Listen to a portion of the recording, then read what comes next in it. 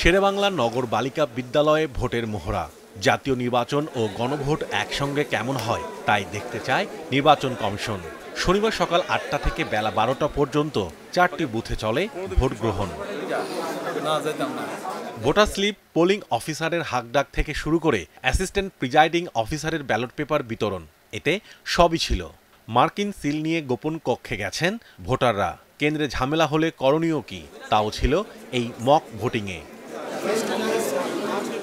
এ সময় দেখা গেছে ভোট কেন্দ্রে অব্যবস্থাপনার চিত্র। দীর্ঘক্ষণ লাইনে দাঁড়িয়ে থাকতে হওয়ায় ক্ষোভ জানিয়েছেন ভোটাররা। 1 ঘন্টার কাছাকাছি হয়েছে, আইসি দাঁড়ায় আসছি সিরিয়ালে, এখনো তো কিছু হয় নাই, বা কখন যাব কখন ভোট দিব কিছু বলে নাই। দাঁড়িয়ে আছে আধা ঘন্টার উপরে। এটা মক ভোটিং দিতে আসছি আর কি। ভোট মানে দুইটা ভোট একসাথে কেমনে হবে, কতক্ষণ লাগবে আমাদেরকে দিয়ে আজকে মানে ট্রাই করবে আর কি। আমরা সেটা দেখতে আসছি বা দিতে আসছি ভোট। আমি ভোটার একজন। জাতীয় নির্বাচনের ভোট নির্বিঘ্ন হলেও গণভোটে হ্যাঁ না ভোট অনেকে দিয়েছেন না বুঝেই। আসলে পুরোটা পড়িনি, সত্যি কথা বলতে গণভোটের পুরোটা পড়িনি, তবে গণভোট সম্পর্কে কিছুটা যতটুকু জানি সেভাবে আর কি, সেই অনুযায়ী ভোট দিয়েছি।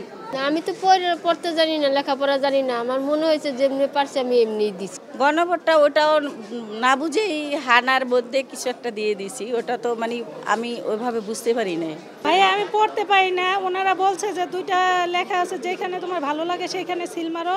এই গণভোটের বিষয়টা সবাইকে একইভাবে যদি অ্যাওয়ারনেসের আওতায় আনা যায় তাইলে সম্ভব, তা না হলে আসলে আমরা যেভাবে ভাবছি এভাবে নাও হতে পারে। ব্যাপক প্রচারণা বা ভোটারের কানপুর দোরগোড়া পর্যন্ত যদি পৌঁছাতে না পারি তাহলে আসলে মানুষ কনফিউজড, আসলে সে হাকে দিবে না নাকে দিবে।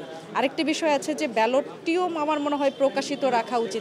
বেলা 11টায় সেখানে আসেন প্রধান নির্বাচন কমিশনার। জানান, ডিসেম্বরের দ্বিতীয় সপ্তাহেই আসতে পারে জাতীয় নির্বাচন ও গণভোটের তফসিল।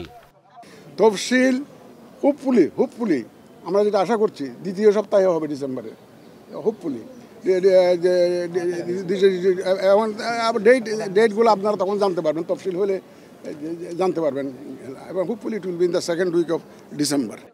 ভোটের মহড়ার অভিজ্ঞতা থেকে তার কমিশন করণীয় ঠিক করবে বলেও জানিয়েছেন সিইসি। কয়টা সেন্টার যদি বাড়াইতে হয় বাড়াবো, যদি বুথ বাড়াইয়া চলে সেটা করব, এবং বাক্স যদি বর্তমানে যেগুলো প্রকিউর করেছি তাতে যদি সাফিসিয়েন্ট হয় হবে, আর যদি না হয় আর কী প্রকিউরমেন্ট করা লাগবে সে প্রকিউরমেন্টগুলো আমরা সেরে ফেলবো। তবে আপনাদের অবগতির জন্য জানাতে চাই, আমরা কিন্তু মোটামুটিভাবে প্রিপারেশন আমাদের আছে, কোনো অসুবিধা হবে না ইনশাল্লাহ। ঠিক 12টায় বন্ধ হয়ে যায় ভোট গ্রহণ। আমাদের গেট বন্ধ হয়ে যাবে 5 মিনিট পরে। যদি এরপরে কেউ আসেন তাহলে আর সে ভোট দিতে পারবেন না। এই মক ভোটিংয়ে ভোটার ছিলেন 500, ভোট পড়েছে 352টি, আর ভোটের হার 70%। Mahmudul Hasan, star news, Dhaka.